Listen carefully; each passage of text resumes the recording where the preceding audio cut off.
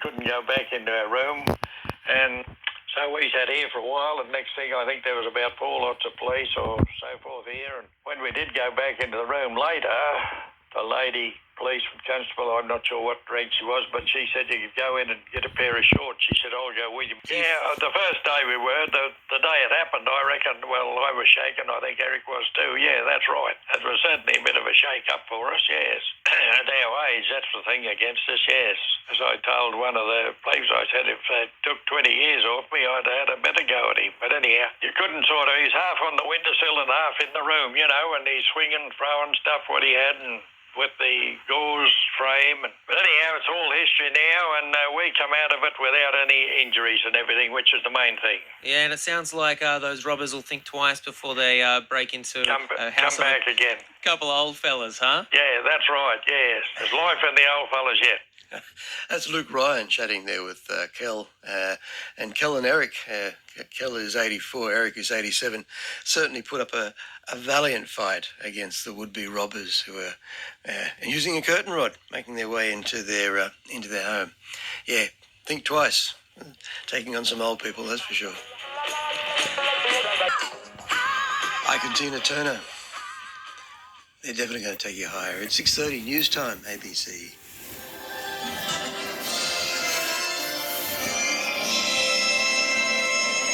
Morning, Jamelle Wells with ABC News. The 2022 Winter Olympics have officially begun with the opening ceremony at Beijing's Bird's Nest Stadium in freezing conditions. Australia's flag bearers, Laura Peel and Brendan Carey, led the Australian contingent in gold beanies, gold masks and green jackets. The first Australians in action today are the mixed doubles curling team with their round-robin match against Norway. Meantime, India has announced it will join Australia in a diplomatic boycott of the Games because a Chinese soldier involved in a border clash has been chosen as a torchbearer. Avani Dias reports. In 2020, Chinese soldier Qi Fabao was wounded in a deadly skirmish on the India-China border in the Galwan Valley in the Himalayas. There's been a dispute over the two nuclear powers border for decades, but it's been escalating over the past 2 years. An Indian government spokesman said it was a regrettable decision to appoint Colonel Fabao as torchbearer and accused China of politicising the Olympics. India joins countries like Australia, the US, UK and Canada in a diplomatic boycott of the Games. An Australian and Thai dual citizen has been arrested in Thailand after spy cameras were found in the bathrooms of the Australian Embassy. Southeast Asia correspondent Zoe Ford reports. Bank Tam Song Sana was arrested by Royal Thai Police last month after a camera SD card was found in a women's bathroom at the Australian Embassy in Bangkok. The former locally employed IT systems analyst had been working for the embassy for many years. Police say he's been charged with sexual and public nuisance offences. It's understood images of female embassy employees were found on the SD card and that staff have felt shocked and shaken by the incident. In a statement, DFAT confirmed a man's arrest and said it was providing support to embassy staff. Zoe Ford, ABC News, Bangkok. Lobby groups are critical of the federal government's handling of the proposed religious discrimination bill. Hannah Jose reports. The Australian Christian lobby is threatening to pull its long-standing support for the bill, saying the proposed changes to the Sex Discrimination Act could severely undermine it. They say the changes are being rushed through without the proper consultations. Prime Minister Scott Morrison had announced he'd make amendments to the Act at the same time the bill is introduced to prevent members of the LGBT community from being unfairly treated. Meanwhile, the Public Interest Advocacy Centre has criticised recent parliamentary committees that recommended the bill be passed, saying they have failed to address concerns it will protect fringe views like white supremacist speech. 2 crime scenes have been set up after a shooting at Baralla in Sydney's west overnight. Officers called to a unit block on Crawford Street just before midnight found bullet holes in the front door of a unit. No one was inside at the time. A short time later, a car was found on fire in Boyd Lane. Missing Sydney woman Melissa Caddick's luxury cars are expected to be sold later this month. The 49-year-old, who posed as a financial advisor, went missing from her eastern suburbs home in 2020, leaving investors $24 million out of pocket. Her decomposed foot was found 3 months after she disappeared. In the NBL, the Tasmania Jack Jumpers have had a 7-point win over the Sydney Kings. In the A-League, Sydney FC has shot to the top of the ladder with a 2-1 win over Adelaide United. In the women's competition, Wellington Phoenix suffered a 2-0 loss to Melbourne Victory in Wollongong. Adelaide United beat Newcastle Jets 3-0. Organisers of the Australian Board Riders titles say the next generation of talented surfers will be on display in Newcastle this weekend. The heats are going ahead today despite a strong swell and more rain expected. Contest director Glenn Elliott says the event brings together clubs that are nurturing new talent. One of our greatest secrets with the strength of our surfers has been the clubs. They are the grassroots, the linchpin of all of the top professional surfers of Australians over the last 30 years. So they provide a very important service in regards to really cultivating the next champions of our sport. And in international cricket, top-order batter Joe Root will stay on as captain of England's Test side despite his team's 4-0 Ashes loss. Now, looking at the weather for New South Wales today, showers along the coast and adjacent ranges, but dry inland. Sydney, showers with a top of 25 degrees. Right now, 19 degrees across the city, humidity 58%. More showers tomorrow and Monday. I'm Jamelle Wills, ABC News. We're over at that stage. Hey, Mark, great to talk to you. Catch you next week, mate. Righto, thank you, Bill. And all those that are driving on the road, be safe. Beauty. Thanks, Mark. Thank you. Mark Bird from Southwest Rocks. And the fish are out there. The weather conditions are likely to deteriorate over the day. But you can get in maybe this morning if you're going to put up with the rain, etc. It's 7 o'clock news time, ABC.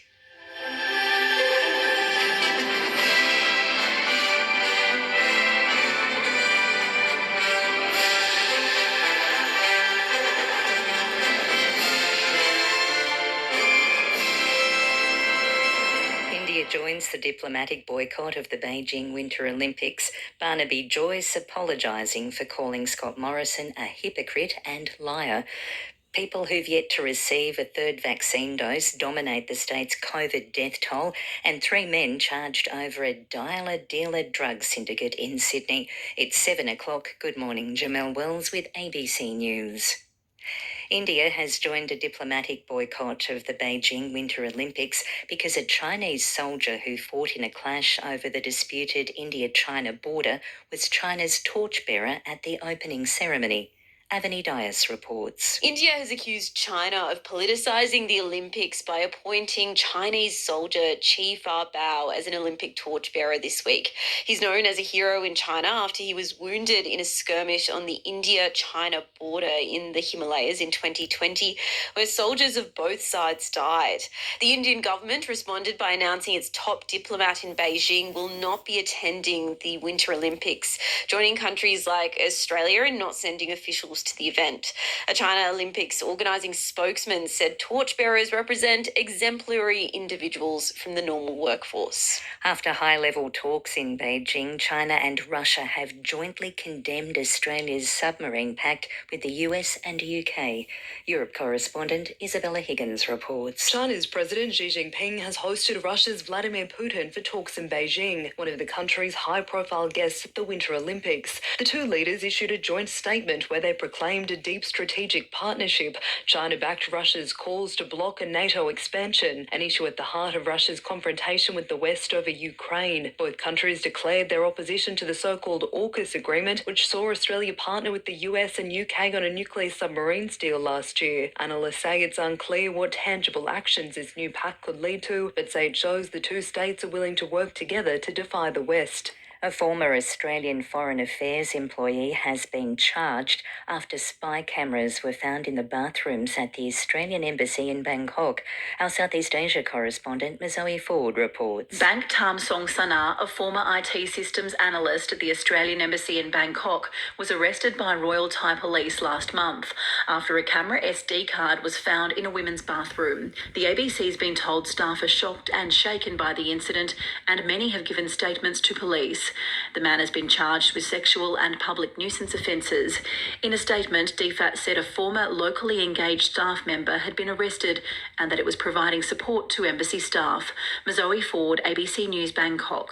The Morrison government is dealing with a fresh controversy this morning after it was revealed the Deputy Prime Minister called the Prime Minister a hypocrite and liar.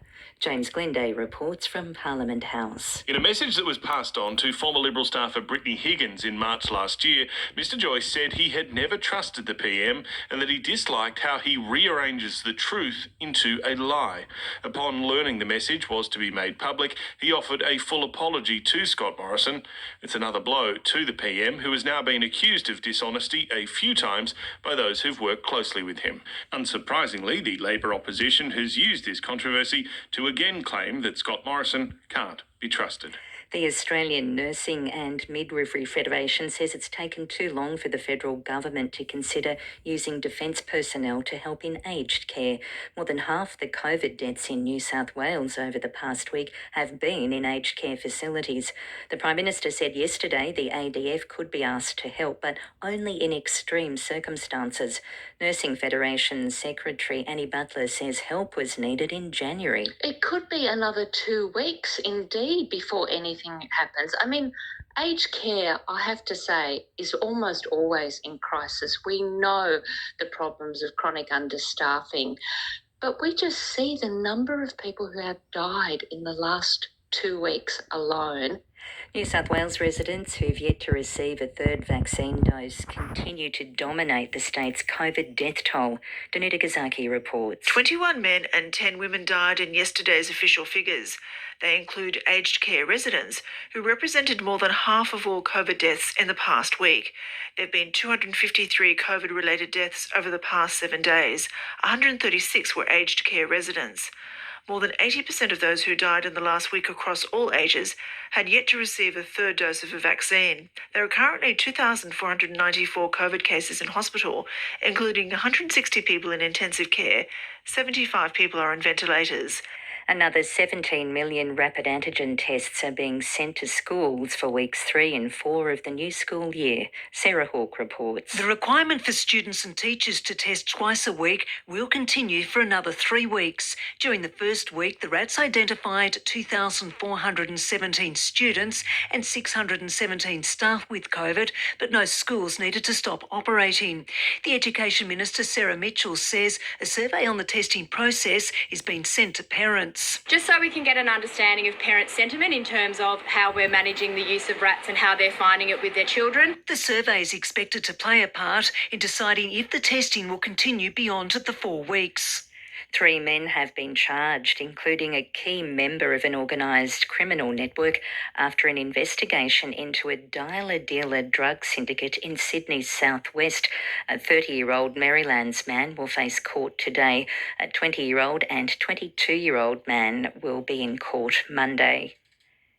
Police are investigating an overnight shooting at Barala in Sydney's west. Catherine McGann reports. Officers called to a unit block on Crawford Street just before midnight found bullet holes in the front door of a unit. No one was inside at the time. A short time later, a car was found on fire in Boyd Lane. New South Wales Fire and Rescue extinguished the blaze, which destroyed the car and brought down a power line. Police are appealing for any witnesses to contact Crime Stoppers. A former New South Wales police officer has been charged with distributing child pornography. The 46-year-old man was arrested at Burwood Police Station yesterday. He remains on bail and will face court in March. A 65-year-old Sydney man has been charged with driving more than 4 times the blood alcohol limit. Police were called after a crash at Dulwich Hill in the inner west yesterday. The man is charged with high-range drink driving.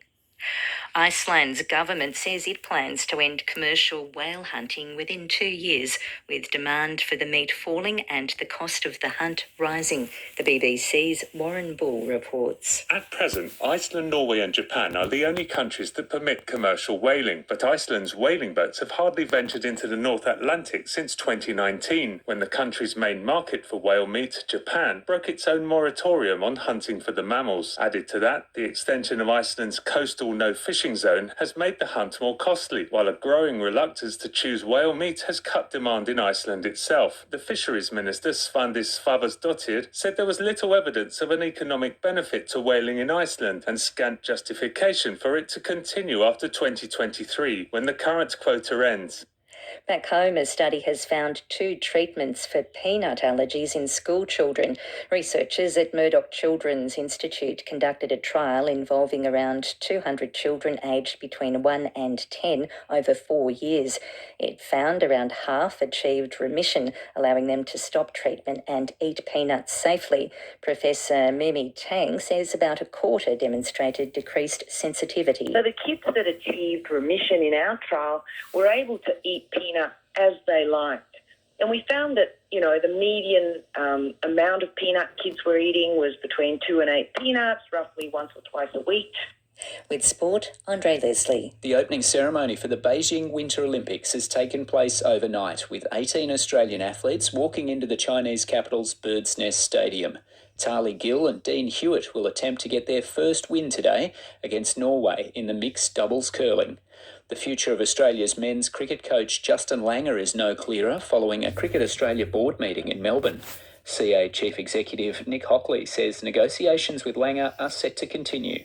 We'll now enter into confidential discussions with Justin, and the outcome will be announced as soon as possible. I'm afraid I've got no further comment at this stage. In soccer, Sydney FC beat Adelaide United 2-1 in the A-League men's competition, while Adelaide United and Melbourne Victory both had wins in the A-League women's. And in the AFLW, Geelong defeated West Coast by 3 at Cardinia Park after scoring late. Andre Leslie, ABC Sport.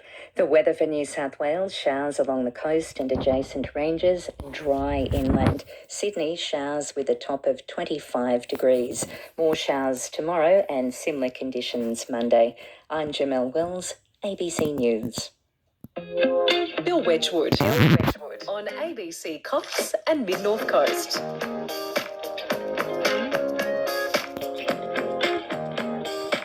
Good morning and welcome to ABC Mid-North and Cox Coast. Bill Wedgwood with you.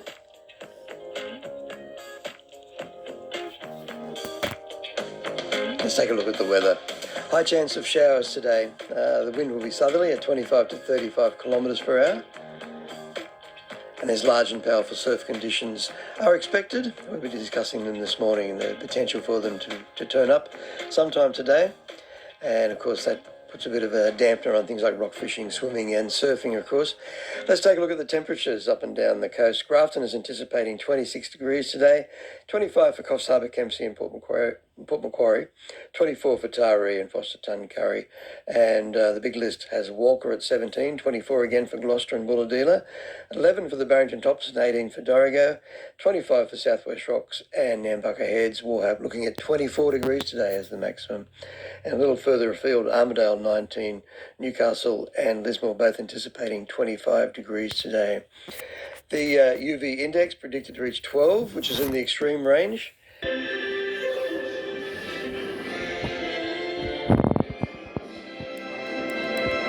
Good morning, Jamelle Wells with ABC News. Police say a man due to face court today on drug charges is a key member of a Sydney criminal network. 30-year-old Rashad Alameddine has been arrested after raids in Maryland. Officers say he's been directing the activities of a drug supply network. A 20-year-old and a 22-year-old man charged over the network will face court Monday.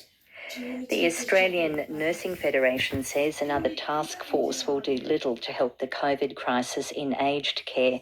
Prime Minister Scott Morrison yesterday said the ADF could be asked to help, but only in extreme circumstances. The federal government has set up a task force into aged care deaths since the start of the Omicron wave. Nursing Federation Secretary Annie Butler says despite multiple inquiries, there have been chronic problems in aged care for years. A task force? Our response to that is this is more of a farce force. It's absolutely ridiculous. We've been working for 2 years with this government. We've been asking for the whole time the vaccination rollout's been on for data collection. Parents and teachers across the state will be surveyed as the government determines if twice-weekly COVID testing in schools will continue beyond 4 weeks. Sarah Hawke reports. The first week of the rapid antigen testing picked up 2,417 students and 617 staff with COVID. The Education Minister, Sarah Mitchell, says no schools stopped operating and they were able to fill vacant teacher positions locally. The Minister says the department is sending out surveys to gauge teacher and parent feedback on the testing regime. She says this data and health advice will be crucial. We will make some decisions within the next week or two about what will happen post week 4. A further 17 million rats have been sent to schools for weeks 3 and 4 of the term. The principal of a Brisbane private school embroiled in a student enrolment row has taken extended leave. City Point Christian College has been criticised for a controversial sexuality and gender identity contract. It was revoked on Thursday after a public backlash. In an email to parents, the principal says he's stepping away to reflect on the events. The leaders of China and Russia have declared their friendship has no limits while jointly condemning a NATO expansion. Our Europe correspondent Isabella Higgins reports. Russia's Vladimir Putin is in Beijing for the Winter Olympics and had his first face-to-face meeting with China's Xi Jinping since 2019. The two leaders issued a joint statement that, when translated to English, was more than 5,000 words long. Together, they opposed NATO's expansion, an issue at the heart of tensions over Ukraine. It also opposed the new security alliance between Australia, the US and the UK. It labelled the so-called AUKUS Pact as a threat to the Asia-Pacific region. Analysts say it shows the countries are willing to work together, but doesn't detail any tangible actions the two states plan to deliver. Australians will compete in 6 sports today at the Olympics. Tracy Holmes reports. Curlers Tali Gill and Dean Hewitt take on Norway and Italy in round-robin competition. Tess Cody competes in the snowboard slopestyle qualification run. Jessica Yaton is in the cross-country skiathlon. Brendan Corey will contest the 1,000-metre heats in short-track speed skating. Alex Filazzo begins competition in the luge, while 4 Australians are in the men's mogul second qualification run. Matt Graham, James Matheson, Brodie Summers and Cooper Woods-Topalovich. In the Men's A-League, Sydney FC had a 2-1 win over Adelaide United. In the women's competition, Adelaide United beat the Newcastle Jets 3-0. Wellington Phoenix suffered a 2-0 loss to Melbourne Victory in Wollongong. In the NBL, the Sydney Kings had a 7-point loss to the Tasmania Jack Jumpers. And the Australian board writers battle is going ahead in Newcastle today in rainy conditions. 24 surf clubs from around the country are competing in men's, women's, juniors and masters heats. Contest director Glenn Elliott says the conditions will be challenging. Although we will see bits and pieces of the big sets, I think it'll be quite manageable throughout the day. So we're pushing ahead with the same schedule. I think we'll see man against nature, woman against nature as well, and we'll see some very exciting action. And looking at the weather for New South Wales today, showers along the coast and adjacent ranges, but dry inland. Sydney, showers with a top of 25 degrees. Experienced lawn bowling before. How long did it take you to pick it up where you could get some sort of consistency? Yeah, not so long. Not long. Like you said, as soon as you work out the bias, that's your biggest problem. And then everything else just sort of, it falls into place. And it was remarkable how we improved as the time went on. But then now this morning, I'm off to watch my mate's grandson play cricket out here at Nelson Bay. So I'm finding all these things that I really do enjoy outside fishing, but I'm still looking at the sea all the time. But it's all right. I like spaghetti. Yeah, so do I. That's interesting. You've just said, what's it taste like? And if I was going to describe to someone what's spaghetti taste like, I wouldn't have a clue where to start either. No, it doesn't taste like anything really, but it's good. And then with all that, you have parmesan. Then you put your diced lobster in that, and then on top of that, you put parmesan cheese over the top of that. Well, it is just lovely, really, really beautiful. But there's another thing that interested me, that I was wandering through the supermarket, and for no one, just to get a couple of bits and pieces, and I saw on the shelf scallop meat. Now, I've even kept the tag to read it to you this morning. It was just a tray of scallop meat, and it was $31.50 a kilo for scallop meat, which I thought, oh, well, I don't know whether that's good or bad. But anyway, it was 0.3 of a kilo on this tray, and I said, for $9.51. So I thought, oh, I'll buy that and see how we go. So I bought this scallop meat home, and then last night I got the pan. I put garlic and butter and pepper and salt, and then I got the pan really hot, and I put this scallop meat in it and cooked it. Oh, gee, it was beautiful. Really, really lovely. As an entree, like it's not a full meal, but just something, a bit of change in, be a bit sort of expansive or experimental and try a few things that you haven't had a crack at before. And that's what we did last night. And by golly, it was worth it. I love scallops. I absolutely love scallops, but I wouldn't cross the road to eat what's the other one there that comes in the shell? It's not an oyster. Oh, the mussel. Wouldn't cross the road to eat one. Well, someone could have a dozen over the other side of the road and say, here, take this bag. I wouldn't walk across there. I don't like them at all. But I love oysters and I love scallops. So when you say you got the scallop meat, you didn't actually buy scallops. This was all, it was all prepared another way, was it? It was. You know how sometimes you get the scallop with the roe attached? Yeah. Like with the rig. Well, that's one lot of scallops, and that's okay too. But this scallop meat, I just found it in the deli at the supermarket. And I'm sure you could go and find it. It was all prepared, ready to go. So I'd be a bit reluctant to do that. I like fresh scallops. Well, this is as fresh as it gets. I mean, really, I don't know about that, Stinker. You're telling me it's as fresh as it gets when it's sitting in a deli in a packet with Glad wrap over the top of it. I don't know that that's as fresh as you can get. Well, unless you get it in the shell, and it's hard to buy in a shell. I've never ever seen scallops for sale in a shell, to tell you the truth. You need to get yourself down to Fisherman's Co-op, mate. Yeah, well, that's true too. That's true too. Now listen, tell me this. Hang on. Yeah. We've got to go. We've got to go. When I talk to you, the time just ticks by so fast. Well, we've got news coming up. We'll have a chat with you next week. There's Stinker Clark. Always fun to talk to Stinker. Lawn bowls today. That's a first. I've been talking to him for about 10 years. He's never mentioned lawn bowls. Even stranger that he's going to have a go at it. We've got news coming up, and after the news, plenty more. So stay with us right here on ABC Newcastle. Hope you can stay with us right through till midday. Time for the news.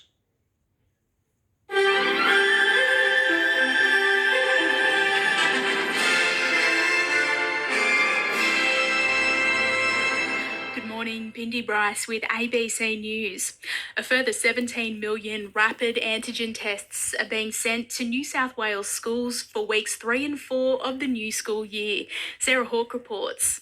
The requirement for students and teachers to test twice a week will continue for another 3 weeks. During the first week, the RATs identified 2,417 students and 617 staff with COVID, but no schools needed to stop operating. The Education Minister, Sarah Mitchell, says a survey on the testing process is being sent to parents. Just so we can get an understanding of parent sentiment in terms of how we're managing the use of RATs and how they're finding it with their children. The survey is expected to play a part in deciding if the testing will continue beyond the 4 weeks. Data from Hunter New England Health shows 61 people have died from COVID-19 in the region since the start of the Omicron outbreak. Ben Millington reports. More than 82,000 people in the health district have contracted the virus since the start of December. That's resulted in 1,500 hospitalisations and 61 deaths. While numbers have ballooned, the data appears to confirm a drop in the severity of illness and the impact of vaccination. During the Delta wave, which began in August, the number of cases in the region reached 5,700 and resulted in 12 deaths. Comparing the death rate, it shows 1 in 475 Delta cases died, but since Omicron, it's 1 in 1,350. The Rural Doctors Association says a federal Labor policy to classify some metropolitan and larger regional areas as needing doctors could lead to fewer GPs heading to the bush. Labor has announced if it wins government, it will designate large regional cities as priority areas for the deployment of foreign doctors. Missing Sydney woman Melissa Caddick's luxury cars are expected to be sold later this month. Court reporter Jamelle Wells. The 49-year-old who posed as a financial advisor went missing from her eastern suburbs home in November 2020 within hours of federal police raiding it. She left investors $24 million out of pocket. Her decomposed foot was found on a South Coast beach 3 months later. In the federal court, Justice Bridget Markovich formally appointed a liquidator to dispose of Melissa Caddick's assets and the assets of her company, Maliva. The coroner is yet to formally rule on her presumed death. With the Beijing Olympic Games opening ceremony now over, the International Olympic Committee is hoping the sport will dominate the headlines rather than controversy. Australians will compete in 6 sports today, as Tracy Holmes reports. Curlers Tali Gill and Dean Hewitt take on Norway and Italy in round-robin competition. Tess Cody competes in the snowboard slopestyle qualification run. Jessica Yaton is in the cross-country skiathlon. Brendan Corey will contest the 1,000-metre heats in short-track speed skating. Alex Filazzo begins competition in the luge, while 4 Australians are in the men's mogul second qualification run. Matt Graham, James Matheson, Brodie Summers and Cooper Woods-Topalovich. Organisers of the Australian Board Riders Battle say the country's next generation of talented surfers will be on display in Newcastle this weekend. The heats are going ahead this morning, despite a strong swell and more rain expected. Contest director Glenn Elliott says the event brings together clubs that are nurturing new talent. One of our greatest secrets with the strength of our surfers has been the clubs. They are the grassroots, the linchpin of all of the top professional surfers of Australians over the last 30 years. So they provide a very important service in regards to really cultivating the next champions of our sport. In international cricket, top-order batter Joe Root will stay on as captain of England's Test side despite his team's 4-0 Ashes loss. The announcement from the England and Wales Cricket Board came as former player Graham Thorpe was sacked as the team's assistant coach. The 52-year-old became the 3rd person to depart following the exit of England's head coach Chris Silverwood and director of cricket Ashley Giles. Looking at the weather, partly cloudy and a high chance of showers about the lower Hunter, a medium chance elsewhere.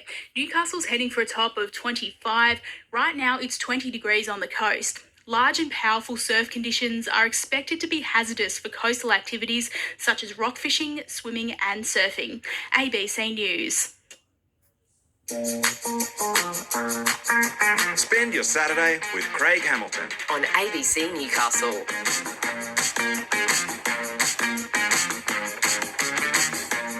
25 to 7. Great to have you with us today. Coming up shortly, I'm going to have a chat with Dave Robertson. Plenty of athletics happening. Plenty of running around the region as well. We're going to head to Dungog as well. Posing out, but you got some of the best surfers in Australia there at the moment. So, yeah, there's going to be some good surfing there over the weekend. The finals on tomorrow. Another word out is apparently Ryan Callahan's just flown out to Hawaii, so it looks like he'll be surfing in the Sunset Contest, which will start next weekend as well.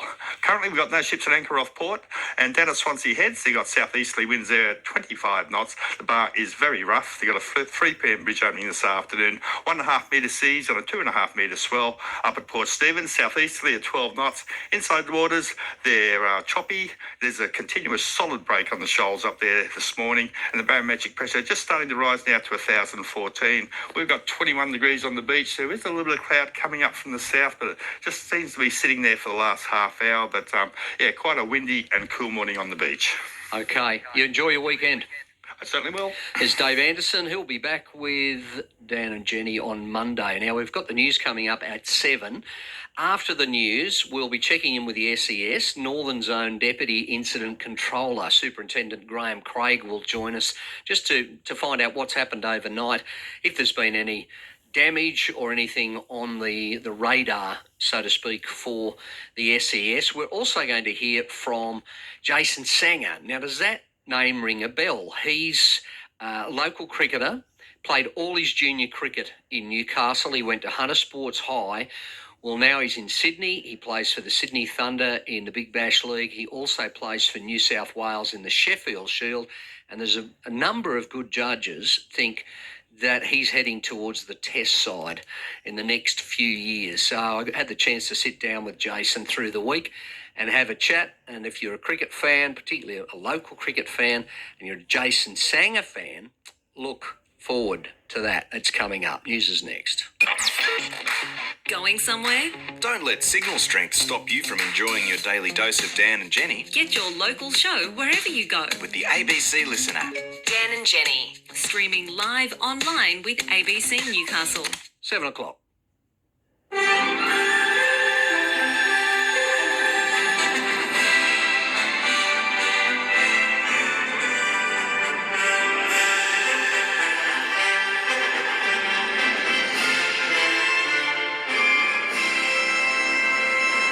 Making news this hour, a Port Stephens principal backs the rapid antigen testing program after week 1 of the school term. The rate of COVID hospitalisations drops in the Hunter amid the Omicron wave, and a new study gives hope for parents of children with peanut allergies. Good morning, Bindi Bryce with ABC News. New South Wales residents who have yet to receive a third vaccine dose continue to dominate the state's COVID death toll. Danuta Kazaki reports. 21 men and 10 women died in yesterday's official figures. They include aged care residents, who represented more than half of all COVID deaths in the past week. There have been 253 COVID-related deaths over the past 7 days. 136 were aged care residents. More than 80% of those who died in the last week across all ages had yet to receive a third dose of a vaccine. There are currently 2,494 COVID cases in hospital, including 160 people in intensive care. 75 people are on ventilators. Parents and teachers across New South Wales will be surveyed as the government determines if twice-weekly COVID testing in schools will continue beyond 4 weeks. Sarah Hawke reports. The first week of the rapid antigen testing picked up 2,417 students and 617 staff with COVID. The Education Minister, Sarah Mitchell, says no schools stopped operating and they were able to fill vacant teacher positions locally.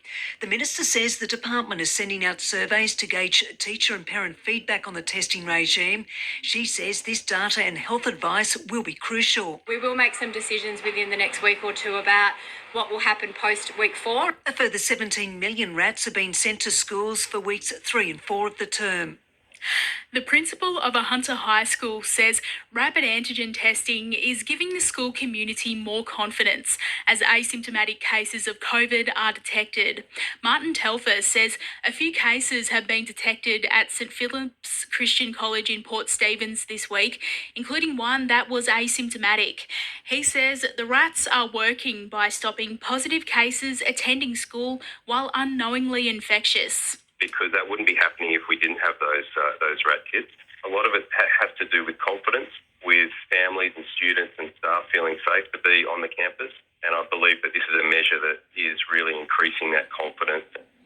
More than 80,000 people in the Hunter New England Health District have contracted COVID since the onset of the Omicron wave.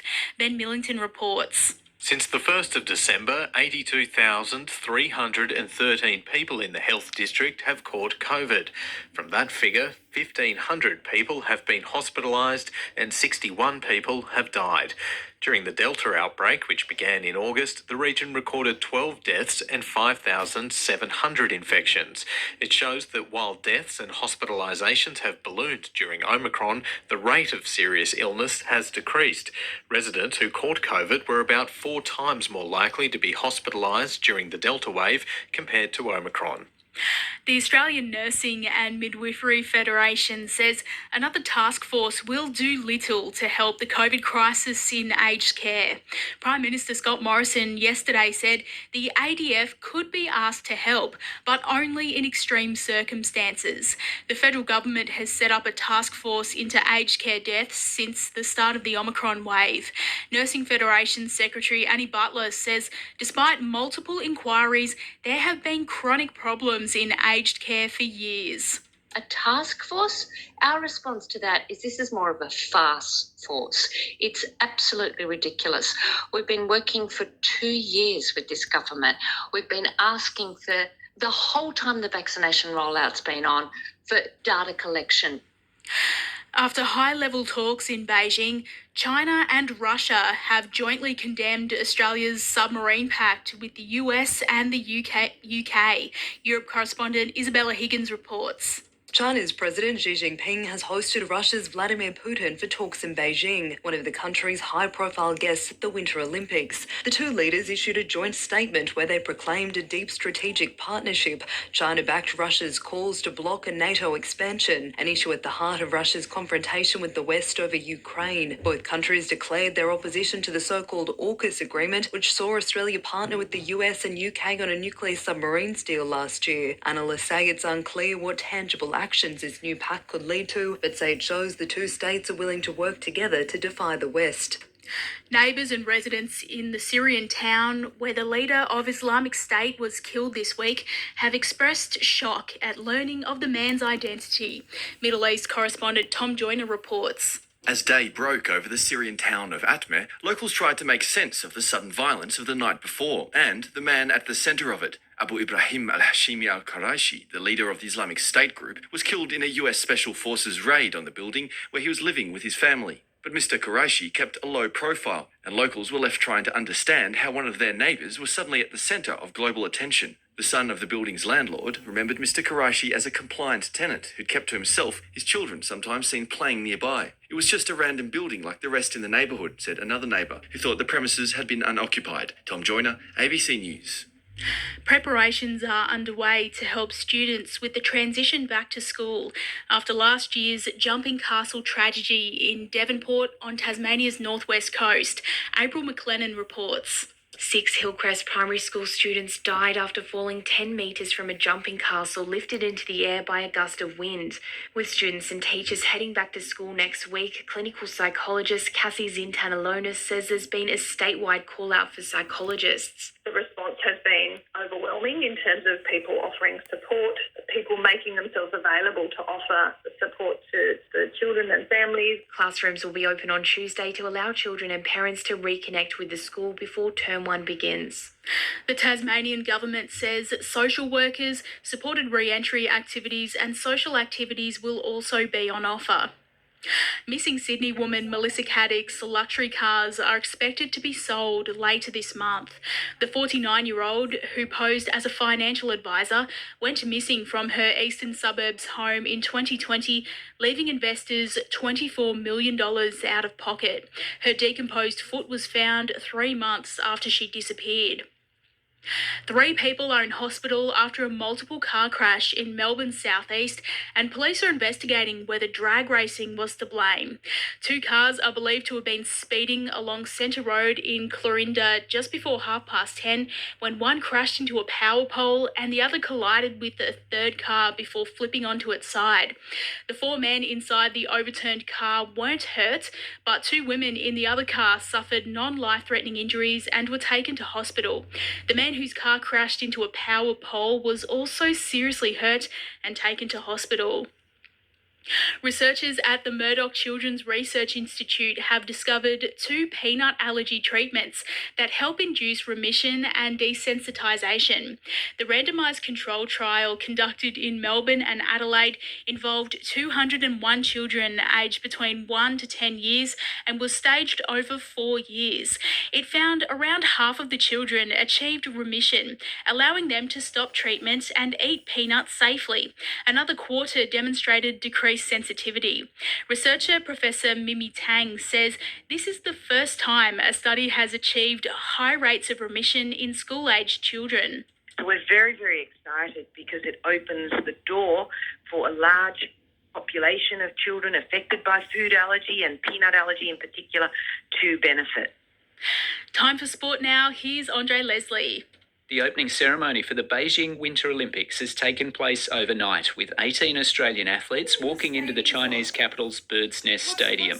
Tali Gill and Dean Hewitt will attempt to get their first win today against Norway in the mixed doubles curling. The future of Australia's men's cricket coach Justin Langer is no clearer following a Cricket Australia board meeting in Melbourne. CA Chief Executive Nick Hockley says negotiations with Langer are set to continue. We'll now enter into confidential discussions with Justin, and the outcome will be announced as soon as possible. I'm afraid I've got no further comment at this stage. In soccer, Sydney FC beat Adelaide United 2-1 in the A-League men's competition, while Adelaide United and Melbourne Victory both had wins in the A-League women's. And in the AFLW, Geelong defeated West Coast by 3 at Cardinia Park after scoring late. Andre Leslie, ABC Sport. Newcastle's heading for a top of 25 degrees today, and there's a high chance of showers. It'll be 24 in Cessnock, 23 in Scone, and 11 degrees at the Barrington Tops. That's the latest from ABC News. You're listening to Saturday Breakfast with Craig Hamilton on ABC Newcastle.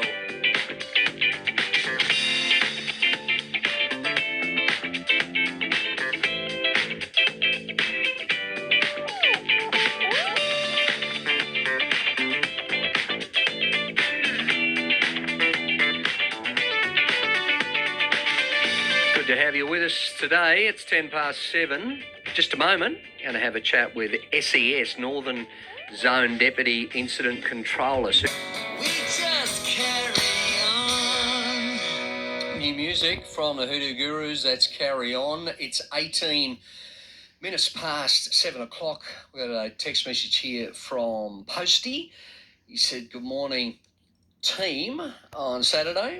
The family and I are enjoying a few days R&R up at Harrington this weekend, enjoying the serenity. Good on you, Posty. Thanks for the message. Now, Ian in Cessnock says, morning, Hamo, the scallops that Stinker Clark was talking about with the Rowan Tasmanian scallops and the ones without are round shell scallops. If they are frozen after shucking them, they will be fresh as the day you caught them when defrosted. White gold, we used to call them, over in Shark Bay, WA, when I fished for them years ago. Very tasty indeed. Ian, thanks for clearing that up for us. You can get in touch with the program if you'd like to at any time. The number to ring is 1300 33 1233, or you can send a text in to 0487 99 1233. This man is making waves in the cricket world. And let's hear a bit from him, Jason Sanger. Jason Sanger is with me, back in town, having a bit of a spell from the Big Bash League. Now, mate, welcome. Good to talk to you. How are you? Yeah, I'm going really well. It's nice to be out and around Merriweather Beach, Bar Beach, rather than probably being locked up in my hotel room in Melbourne. But it's nice to be out and around and get to see my family and friends again. And yeah, it's been really good. So you've grown up here, played all your cricket, your junior cricket here, you went to Hunter Sports High. What are your memories of those days, going to school? Was cricket always the focus? When I first moved from Sydney to Newcastle, I was about 10 years old, and I'd probably played about 10 sports in Sydney up until then, and Mum sort of said to me, all right, when we get to Newcastle, you can only choose 5. So from 10 I went down to 5, and I did swimming, did baseball, basketball, cricket, And I was playing a bit of rugby league at the time as well. But Mum said, with Canning Rugby League, you're not playing that anymore. You can play those four. Then every year on from then on in, Mum started to, I had to can one sport every season so I could focus on one. Got to the point where cricket was always going to be number one. And even these days now, like I drive past Hunter Sports High, and the school's changed so much since I went there. And it's fantastic to see the opportunity those kids are getting at that school. It's always nice to go there, and I try and always either message Mark Curry or Sean Love, who did the cricket programs, and try and see some of those kids down there as well, because it brings back so many memories when I was in Year 7 through to Year 11 at Hunter Sports, and it's fantastic. How important, now that you're really getting into the elite level as a player yourself, how important did you see those high school years in terms of your development as a cricketer? Yeah, I think, one thing I will never take for granted was how well the teachers and the whole sort of staff at Hunter Sports High were. Like, growing up in Newcastle, back then the Cricket New South Wales program wasn't really focused on, I wouldn't say it wasn't focused on, but it was very hard for people from the country to make it into Sydney with it just being one New South Wales team, and all the guys in Sydney Metropolitan will get the edge over the country players. And once New South Wales established the ACT New South Wales country team to play at 17s and 19s, it laid down a really good platform and a pathway for guys who are quite talented in Newcastle and the Central Coast and all these other cities, Wollongong, to actually be able to stay in Newcastle, in the country areas for a little bit longer, finish off his schooling before you want to move down to Sydney. So when that opportunity came to play 17s and 19s for New South Wales country, it just made the whole, I guess, spending time in Newcastle, finishing school here at Hunter Sports High. The teachers were fantastic. Being at a sports high, they'd always see athletes come and go, and probably hadn't seen too many cricketers. It'd always be sort of rugby league and soccer players go to the Knights or the Jets. So I think when you have, as I mentioned before, I had two deputy principals, Mark Curry and Trent Colley, who both played cricket. So when 2 out of your 3 deputy principals are cricket fans and play a lot of country cricket, when I had to go away for training down in Sydney, they didn't mind me missing the last period of maths. Now, let's bring it forward. Big Bash League in recent times. You had a bit of success in recent games, but you were out of the team, weren't you, for a while? Had to work your way back in. Yeah, I was out of the team for about 2 years. Even this year, I missed the first 3 games. I wasn't selected for the first 3 games, and I kind of felt like it was all sort of starting over again, where another BBL I was going to miss out on. But I remember having conversations with my mum and dad, and even all my family and friends back home, and some of my coaches and my support network about what should I do. And a lot of them just said, I remember my manager Bill, who's down in Sydney, he sort of told me, he said, look, you just never know what's going to happen. You just never know. You just always need to be ready. You never know when the opportunity is going to come, but when it does come, just make sure you're ready. And I sort of just kept training and trying hard. And the way I got picked was Sam Whiteman unfortunately came in close contact. I think when he go get a haircut, and then his barber had COVID, so I was picked for that first game up in Brisbane. Then a couple games later, I was made captain. So it was a pretty sort of surreal, I guess, couple of weeks there.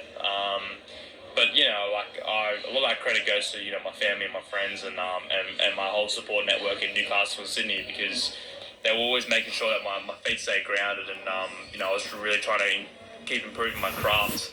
So if I wasn't getting better and I wasn't making sure that I was going to be ready when the opportunity came, then I might have had the amount of, I guess, success in a way, but I wouldn't have had those opportunities that Thunder gave me to keep playing.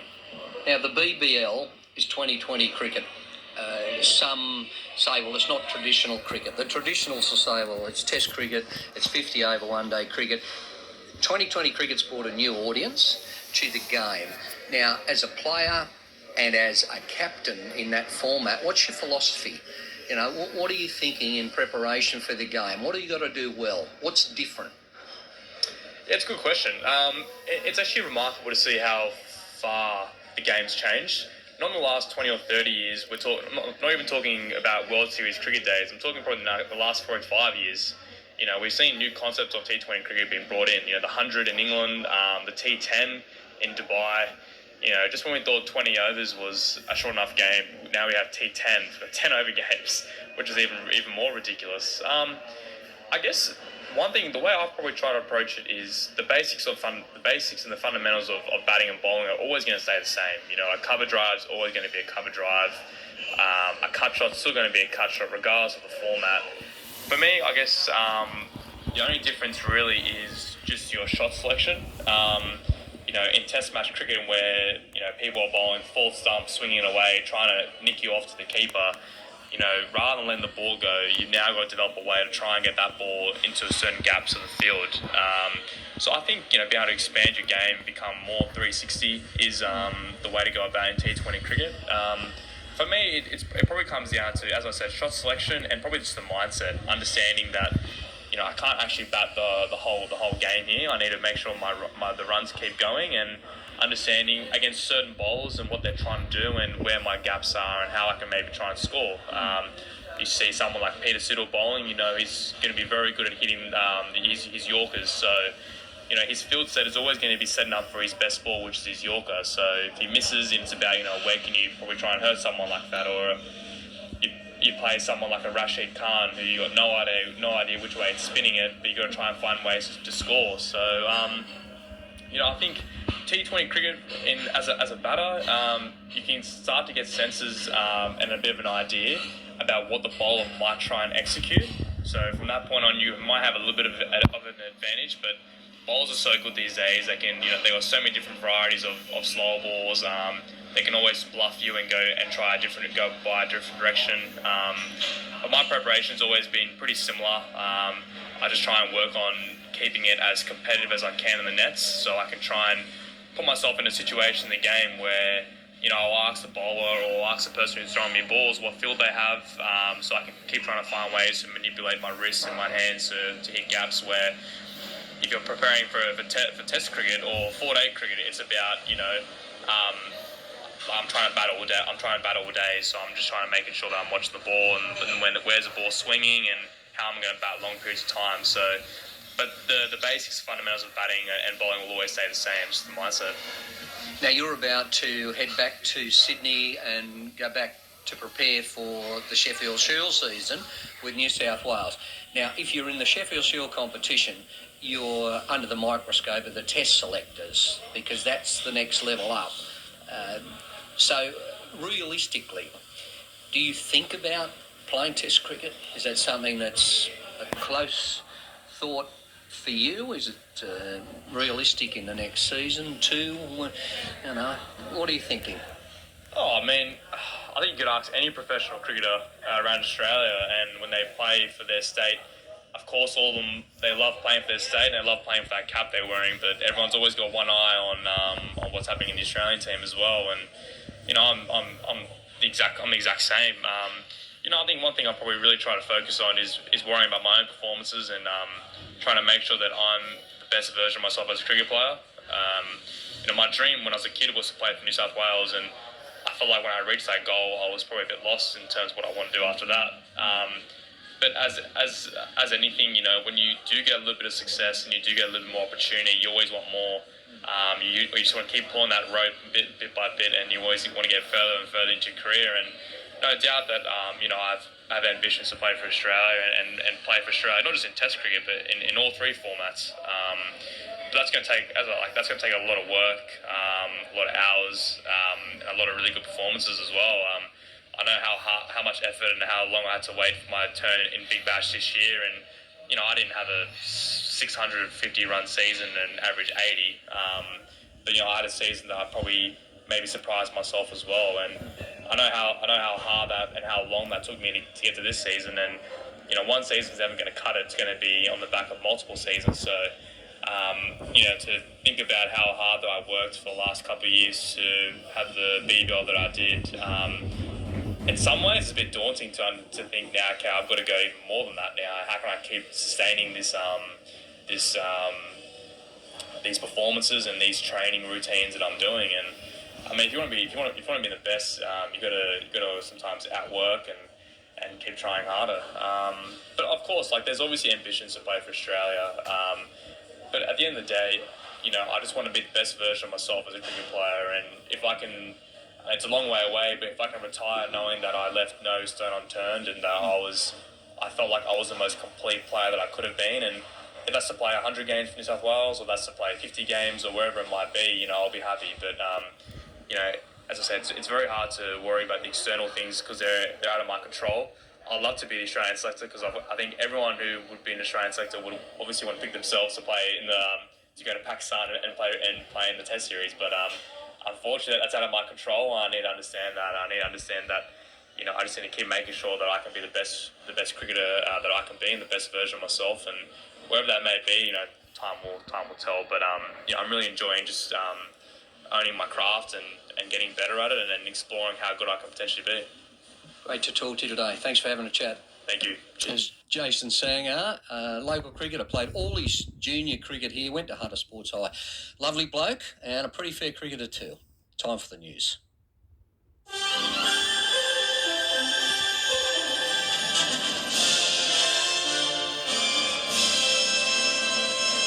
Good morning, Bindi Bryce with ABC Hunter News. The principal of a Hunter high school says rapid antigen testing is giving the school community more confidence as asymptomatic cases of COVID are detected. Martin Telfer says a few cases have been detected at St Philip's Christian College in Port Stephens this week, including one that was asymptomatic. He says the rats are working by stopping positive cases attending school while unknowingly infectious. Because that wouldn't be happening if we didn't have those rat kits. A lot of it has to do with confidence, with families and students and staff feeling safe to be on the campus. And I believe that this is a measure that is really increasing that confidence. Meanwhile, a further 17 million rapid antigen tests are being sent to New South Wales schools for weeks 3 and 4 of the new school year. Sarah Hawke reports. The requirement for students and teachers to test twice a week will continue for another 3 weeks. During the first week, the RATs identified 2,417 students and 617 staff with COVID, but no schools needed to stop operating. The Education Minister, Sarah Mitchell, says a survey on the testing process is being sent to parents. Just so we can get an understanding of parent sentiment in terms of how we're managing the use of RATs and how they're finding it with their children. The survey is expected to play a part in deciding if the testing will continue beyond the 4 weeks. Data from Hunter New England Health shows 61 people have died from COVID-19 in the region since the start of the Omicron outbreak. Ben Millington reports. More than 82,000 people in the health district have contracted the virus since the start of December. That's resulted in 1,500 hospitalisations and 61 deaths. While numbers have ballooned, the data appears to confirm a drop in the severity of illness and the impact of vaccination. During the Delta wave, which began in August, the number of cases in the region reached 5,700 and resulted in 12 deaths. Comparing the death rate, it shows 1 in 475 Delta cases died, but since Omicron, it's 1 in 1,350. Deputy Prime Minister Barnaby Joyce has apologised for calling the Prime Minister Scott Morrison a hypocrite and a liar in a text message. James Glenday reports from Parliament House. The message was passed on to former Liberal staffer Brittany Higgins in March last year when her allegation of rape at Parliament House was dominating headlines. Mr Joyce said the PM was a hypocrite and a liar from my observation, and that is over a long time. He also added, I have never trusted him, and I dislike how he earnestly rearranges the truth to a lie. Mr Joyce was a backbencher at the time and has since apologised to Mr Morrison. To sport, and the Australian board riders battle is set to go ahead in Newcastle this morning in rainy conditions and heavy swell. 24 surf clubs from around the country are competing in the men's, women's, juniors and masters heats. Merewether board riders have been given a wild card. They're entering local surfers, including Philippa Anderson, who gained experience on the World Surf Tour last year. Contest director Glenn Elliott says conditions will be challenging. Although we'll see bits and pieces of big sets, I think it'll be quite manageable throughout the day. So we're pushing ahead with the same schedule. I think we'll see man against nature, woman against nature as well, and we'll see some very exciting action. And in soccer, Adelaide United has claimed its sixth win of the Women's A-League season with a 3-0 drubbing of the Newcastle Jets. English import Fiona Ward scored twice, and Chelsea Dorber converted a late penalty to seal the win for United. The Jets remain mid-table, and they'll play Melbourne Victory on Tuesday in Newcastle next. Meanwhile, the men's match against Perth on Wednesday in Wollongong has been postponed due to positive cases among the Glory players. That's the latest from ABC News. For more local stories, search ABC Newcastle News online. Spend your Saturday with Craig Hamilton on ABC Newcastle.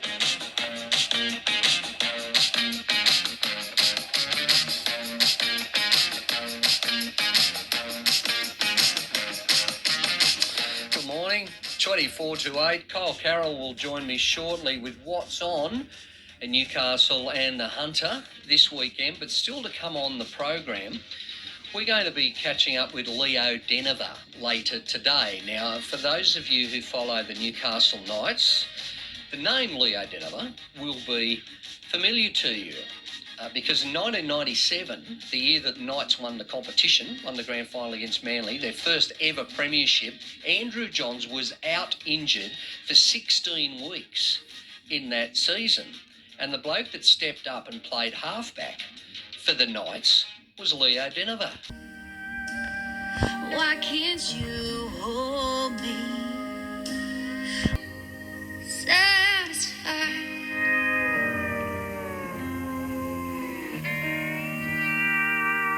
Why Can't You Love Me? New music from Katie Jane. It's 8 to 8. This is ABC Radio Newcastle through the Hunter Valley, through the Upper Hunter, and wider afield through the ABC Listen Live app. If you'd like to join us, you can simply ring 1300 33 1233, or you can send a text in to 0487 99 1233. Old photos can show you how things have changed over time, but it's not every day you get to meet the man behind the camera. 60 years ago, Joe Woods photographed Caves Beach at a time when there were only 14 other homes, one telephone and a single dirt road leading to a surf club. This week, our own Anthony Scully went to speak to Joe, who's 95, to talk about his photos of the town and the house where he still lives today. It was built in 1962. It was only $1,500, and my friend across the road that I come to visit, they only paid $90 for their block of land. They would have bought that in 1950. They just sold a house next door, and it's just over $1 million, and there's no spare blocks of land acquired. You came here to work on the Wanji power station. So when you weren't working there, you were here building your house. There's a photo here that shows where you used to live.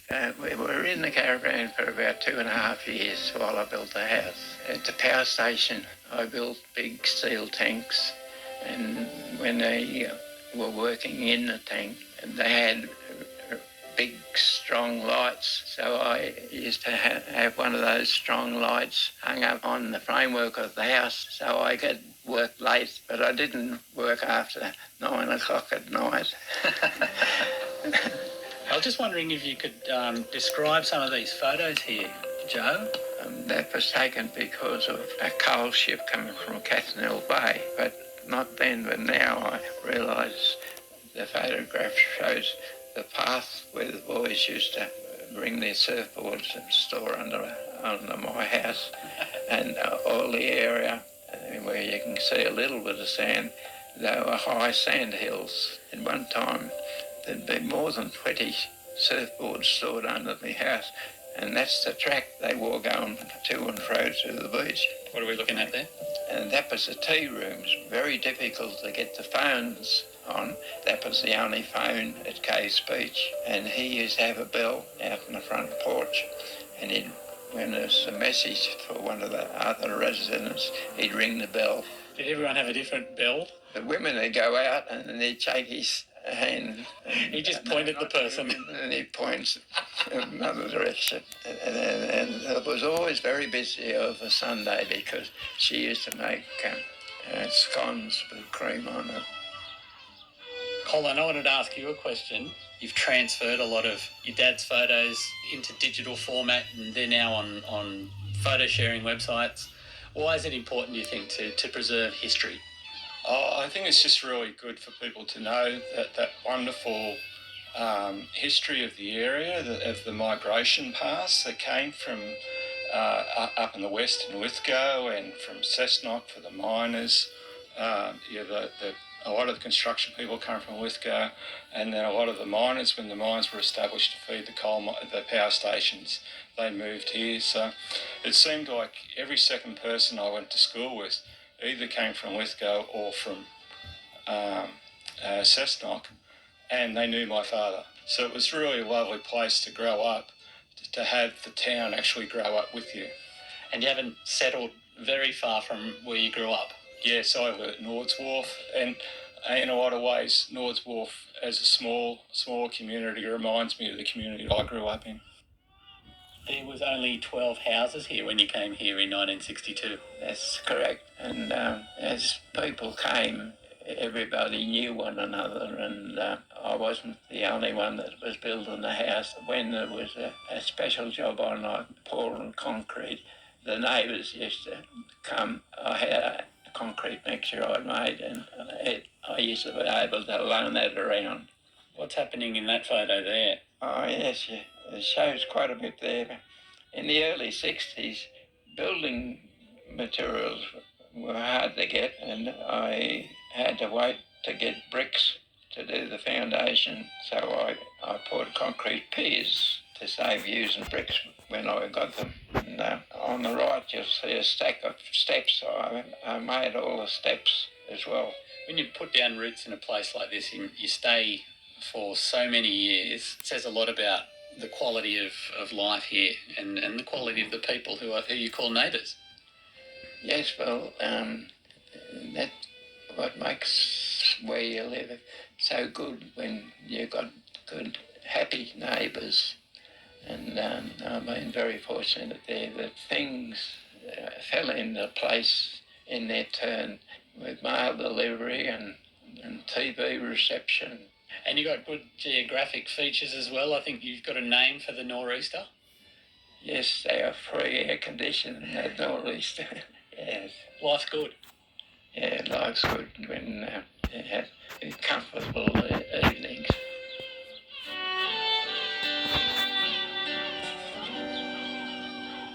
And that's Joe Woods, who's 95, still lives in the house he built in 1962 at Caves Beach, speaking to ABC Newcastle's Anthony Scully. You can see some of the photos that Joe describes there in the story at the ABC Newcastle website and our Facebook page. We've blended the photos that Cole's son has digitised with the same location today, creating now and then style windows into the past.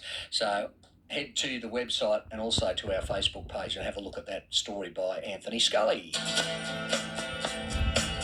Rain, time for the news.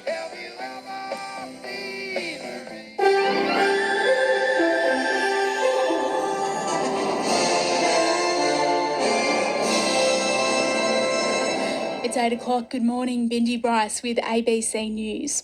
The lighting of the cauldron at the opening ceremony of the Beijing Winter Olympics has been described as provocative, with the overnight event now wrapped up. 2 athletes lit the cauldron, one of them with Uyghur heritage, as Tracy Holmes reports from Beijing. Opening ceremony director Zhang Yimou promised a simple, safe and splendid event. For the most part, it delivered. Snowflakes, doves and children from minorities dared the audience to dream of a peaceful future world. It was the understated punch at the end of the show that guarantees the controversy in the lead-up to the Games continues for some time, with Dinigir Yila Mujang, one of the final two torchbearers, a 20-year-old cross-country skier with Uyghur heritage. The US led a diplomatic boycott of 8 nations, including Australia, after labelling China's treatment of Uyghurs a genocide. Tracy Holmes in Beijing for ABC Sport. The Australian Nursing and Midwifery Federation says it's taken too long for the federal government to consider using defence personnel to help in aged care. More than half the COVID deaths in New South Wales over the past week have been in aged care facilities. Prime Minister Scott Morrison yesterday said the ADF could be asked to help, but only in extreme circumstances. Nursing Federation Secretary Annie Butler says help was needed in January. It could be another 2 weeks indeed before anything happens. I mean, aged care, I have to say, is almost always in crisis. We know the problems of chronic understaffing, but we just see the number of people who have died in the last 2 weeks alone. The Rural Doctors Association says a federal Labor policy to classify some metropolitan and large regional areas as needing doctors could lead to fewer GPs heading to the bush. Labor has announced if it wins government, it will designate large regional cities as priority areas for the deployment of foreign doctors. An Australian and Thai dual citizen has been arrested by police in Thailand after spy cameras were found in the bathrooms of the Australian Embassy in Bangkok. Southeast Asia correspondent Mazoe Ford reports. Bank Tam Song Sana was arrested by Royal Thai Police last month after a camera SD card was found in a women's bathroom at the Australian Embassy in Bangkok. The former locally employed IT systems analyst had been working for the embassy for many years. Police say he's been charged with sexual and public nuisance offences.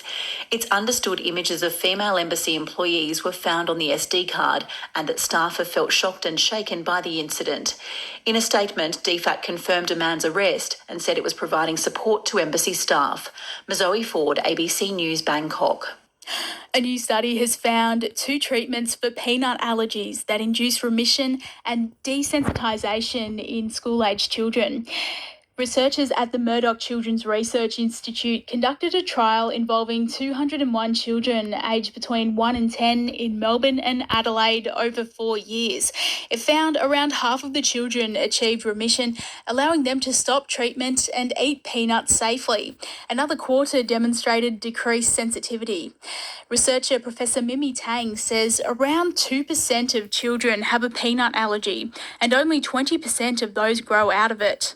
So the kids that achieved remission in our trial were able to eat peanuts as they liked. And we found that, the median amount of peanut kids were eating was between 2 and 8 peanuts, roughly once or twice a week. And organisers of the Australian Board Riders Battle say the country's next generation of talented surfers will be on display in Newcastle this weekend. ABC News.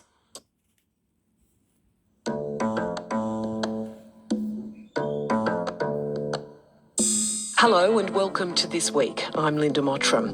We're going to take a look at Spotify's misinformation. Hello. He's now working in Indigenous support and doing a lot of mentoring and working with kids who are in foster care, Indigenous kids. And it was great to catch up with him. So that feature interview, that's in the Hamo One-on-One series, will be on your radio after 10 this morning.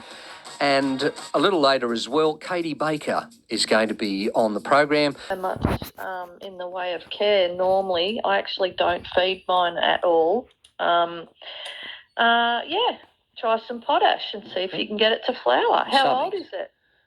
I don't know. Haven't seen his birth certificate. I don't know. I wouldn't have a clue. Obviously wouldn't have a clue, but I'll try the potash. Question from Kim. Yep. Karen. In Caves Beach, I'm concerned that my army worm has attacked my buffalo. Suggestions, please. Okay, so one way you can tell for sure. So what armyworm do is absolutely like an army. They march through on the soil surface and they cut your grass. They give it an extreme cut as in they cut the grass at soil level. You usually wake up one morning and a whole swathe of your lawn has gone yellow. Now, one way to prove that you've got them is to put down a towel or something at the edge of where the brown surface is to the green. Overnight, lift it up and you'll have khaki caterpillars under there. They're quite smallish, but you'll see them. Now, if that's what you've got, you need to start with a lawn granule or you can get a pesticide that you water in, definitely. And you can also get an eco-style one that's made of eucalyptus oil. So if that's the case, go and get your product. Straight to the nursery and let them know, and that's what you need to do. Jill, thank you for your text message. Darcy says, Karen, the black bugs you have on the citrus trees are likely aphids. Very common in warmer months on citrus. Best thing to do is remove all of them with a paper towel and then apply pest oil to the new growth. Now, we were talking about black bugs this morning, weren't we? There you go. Yes, I wasn't actually thinking that tiny, but you've got a point. Yeah. But just in case. But yes, good point. They could be aphids, definitely. Okay, Carolyn in Cardiff says, good morning. There are heaps of a new type of stink bug around my garden this year. Lychee or locust stink bug? Question mark. Wow. They're flat and red. What can I do to control them? They are everywhere. Okay, stink bugs. They're going to need something a bit more strong than pyrethrum. So something with a carbaryl base or a maldacin. Yep. Those things require, pyrethrum tends not to work on them. So try one of those chemicals or put them in a jar and take them to your nursery and they'll give you something to put on those. But make sure that sometimes these things are not doing any damage. Sounds like these one might be, but sometimes you can get a whole pile of things and they're just there and then they move on. But, go and get some of those products and give it a go. Okay. Carolyn, thank you very much. 0487 99 1233. If you're quick, jump in and we'll get your question on before 9 o'clock. And you also need to be quick if you'd like to have a chat today. 1300 33 1233. The latest news every hour. The long-awaited expansion of the Newcastle Art Gallery is set to become a reality. On Tuesday night, police executed search warrants at Wallsend, Maryland and a New Lambton hotel room. Detectives started investigating allegations up to 6 women were jabbed with ultrafine needles at several late-night venues. Paralympian Lauren Parker has been named Newcastle's Citizen of the Year. Keeping you informed. This is ABC Newcastle. 5 to 9, we continue with text messages. Alison at Anna Bay says, my hydrangea had its best year for many years, but now has gotten very leggy. This is from Fran, very quickly. Interesting, Karen, that you asked me about my frangipani and how old it is. Our frangipani is at least 32 years old and still very healthy. Oh, that's great. That's fantastic. Yeah, it is good news. Yeah, fantastic. Yeah, I've got one. It's going well this year. Touch wood. I don't want to jinx it. As I said, last year I thought if it does this again, it's coming out. But it's good this year. Don't jinx it, Karen. It's always good to talk to you, mate. Have a great weekend. Okay, thanks, Craig. Karen Griffin there talking gardening. Sport is next after the news at 9 o'clock.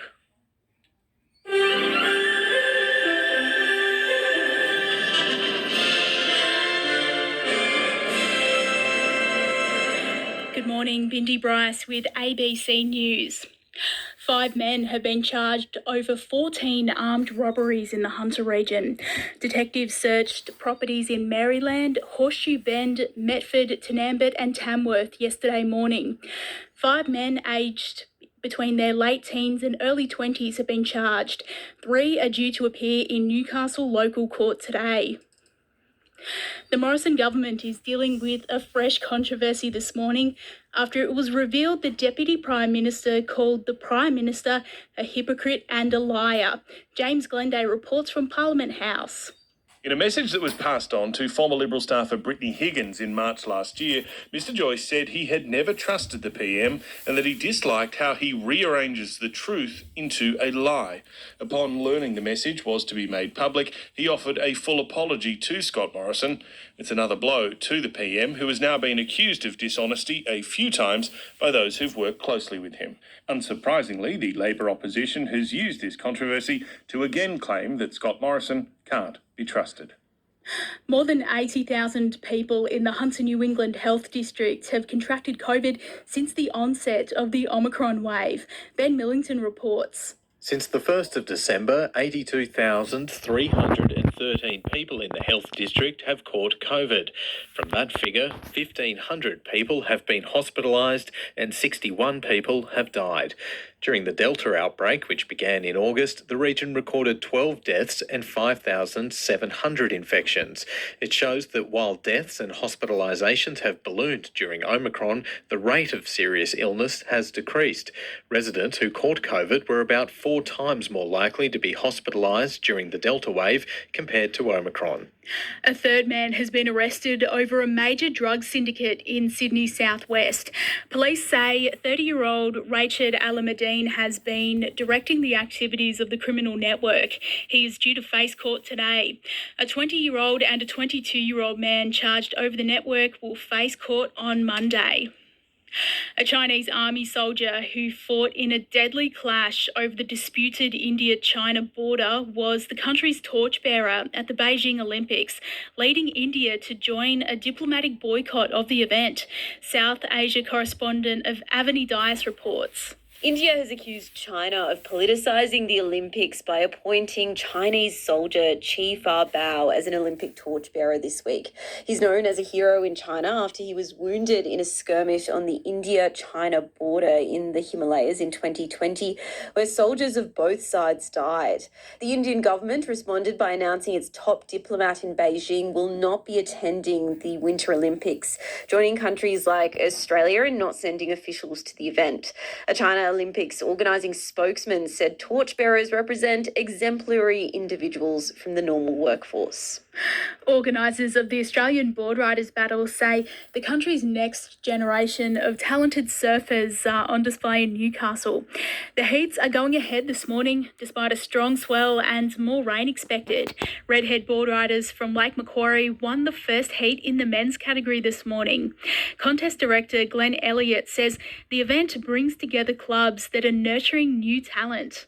One of our greatest secrets with the strength of our surfers has been the clubs. They are the grassroots, the linchpin of all of the top professional surfers of Australians over the last 30 years. So they provide a very important service in regards to really cultivating the next champions of our sport. In soccer, Adelaide United has claimed its 6th win of the Women's A-League season with a 3-0 drubbing of the Newcastle Jets. English import Fiona Wart scored twice and Chelsea Dorber converted a late penalty to seal the win for United. The Jets remain mid-table and they'll next play Melbourne Victory on Tuesday in Newcastle. Meanwhile, the men's match against Perth on Wednesday in Wollongong has been postponed due to positive COVID cases among the Glory players. Looking at the weather, partly cloudy and a high chance of showers about the lower Hunter, a medium chance elsewhere. Winds southeasterly 25 to 35 kilometres per hour. Newcastle's heading for a top of 25. Right now, it's 20 degrees on the coast. Large and powerful surf conditions are expected to be hazardous for coastal activities such as rock fishing, swimming and surfing. ABC News.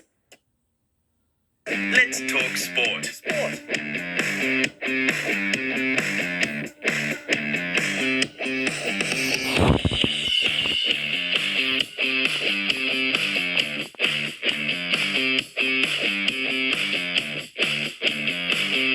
Good morning, great to be with you. We talk sport between now and 10 o'clock and always welcome your feedback. And the number, if you would like to send a text, is 0487 99 12 33. Text in or ring 1300 33 12 33. Let us know what you're thinking about in terms of sport. Helen O'Neill is here. Very pleased to say Helen's on the panel again with us this week. Hello. Morning, Craig. How are you? Oh, Helen, living the dream. As long as you're not living the nightmare. No, not living the nightmare, living the dream, and so much on. I'm tired already because you've been too much on. Too much sport. So we're going to hear from Kalani Crane. Oh, yeah, today. the Winter Olympics underway, of course. Winter Olympics underway. She arrived in China this week for the start of the Games. She's a figure skater from Newcastle. Yep. She's in career best form, and she has spoken to our very own Liz Farquhar this week. She's hard to get hold of. But very hard to get hold of. But listening to the reports coming out of China, particularly through Tracy Holmes with the ABC, whoa, it's strict. But some of those media booths they have. You know, Tracy posted on her Instagram account a photo of all the things that were contraband for the Winter Olympics. The things, you're not allowed to smoke, not allowed to drink, okay. Unruly behaviour, yep, fair enough. This, that. And there was about 7 or 8 things. No crossbows. Oh, really? No, crossbows are illegal too. Not allowed to take those into venues. And I replied to Tracy and I said, gee, this will be a blow. Yeah. I said, I'm glad I'm not there, because every single world sporting event, major sporting event I've been to, I've always taken a crossbow. Well, really, when you think about it, Winter Olympics does lend itself to it, though, with cross-country skiing. Could be deers, anything up there on those alpine slopes. Absolutely. Yeah, so I concur with that. I wonder if that applies to athletes as well, the no crossbow rule. Or if it's just spectators. I think they're so uptight, highly strung about what might happen in terms of human rights. I think that, they've probably just covered every single base. It's the off-court stuff and maybe some of the behaviour on-court that's caused a bit of a controversy there. 0487 99 1233. In a moment, we're going to hear from Crystal Roeder, who is a new player with the Newcastle Knights in their NRLW team. She's come across from New Zealand, one of the experienced members of the squad, and we're going to hear from her in just a moment. Breakfast with Dan and Jenny. The shorts down to the ankle, the backpack that's bigger than the child. There's something so wonderful about kindergarten. Newcastle's Grace Lakin is one of those kindergarten students, and today is her first day of big school. I don't need to go back to baby school anymore. Big school now. Giant school. Too big for baby school. Off to giant school. I'm going to cry. It's beautiful. Dan and Jenny. Weekdays from 5:30 on ABC Newcastle. And back with you on Monday morning from 5:30 at 9:16. Helen O'Neill with me. We've had a chat about the Australian Open. Still to come, we're going to talk about Justin Langer and the Australian cricket coaching job. Will Anthony Milford come to the Knights? It's been talked about a bit. And there's also our mate in Queensland. He signed a few more players. Wayne Bennett at the Redcliffe Dolphins for season 2023. All that and more. But through the week, I caught up with a few people. We're going to hear from Taylor Regan on the phone. And we're also going to hear from Leo Denver. A bit of a preview, if you like, to an extended interview after 10 today. Now, I've got Ray on the phone, I think, from Warners Bay. Ray, hello. Yeah, g'day, mate. How are you? Good, thanks. Good. Craig, I'm no expert in tennis. I've played a fair bit, but one of the issues that I've determined, and I think it's backed up by their performance, and that is when you get to the top players such as Ash and Rafa, their mind is trained to go the distance. Women 3 sets and men at 5. And you might recall over the years, players like Novak and Roger, it's not uncommon in a slam for them to be down 2 sets to love. They come back and win 5. That's the mindset that they have, and that makes the difference between a damn good player and an excellent player. And, this applies, I guess you can say, in the top 10, both men and women. They've all got that ability to fight back. And frankly, that just played out as far as I was concerned with both those players. You can never write them off. Thanks a lot. There's Ray. Peanut butter and Vegemite. No, two foods I don't go near. I can go both of them, but not together. Remember that peanut butter and jelly sandwich? That was the big that used to come out of those American sitcoms. Yeah. Peanut butter and jelly. I'll have peanut butter and jelly sandwich. No. Excuse But the on accent. Ray's point, like they have mind coaches travelling with the players. Yes. And Ash always acknowledges her mind coach. Yeah. Wow. Well, they got everything. And, Yeah, they have. But they've still got to do the job. They can't walk That's on the it. court and hit the balls. 9:21 now.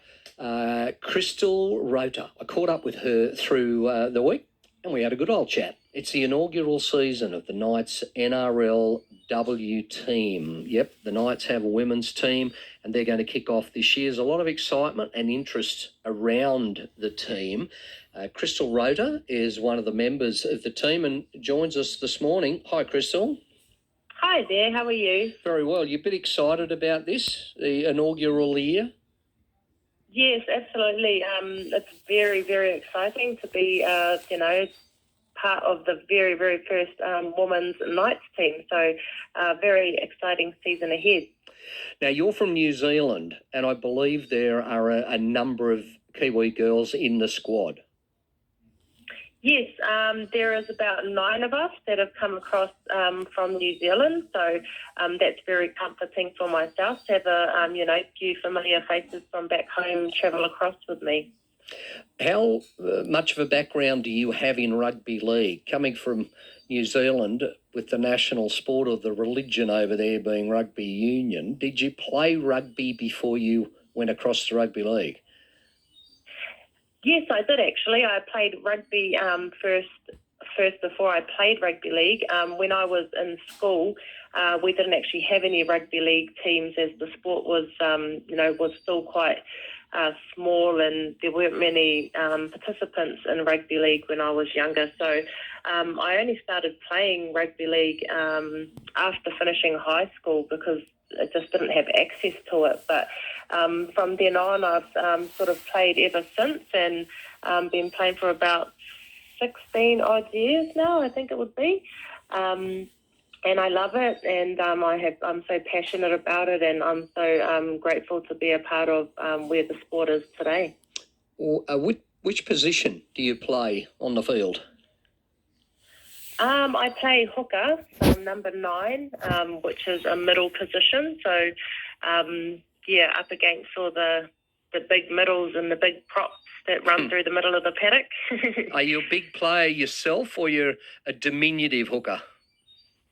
I'm not small in height wise, but I'm not a big player. I wouldn't consider myself a big player, especially up some of the against some of the big props that are in the competition. If anything, compared to the NRL.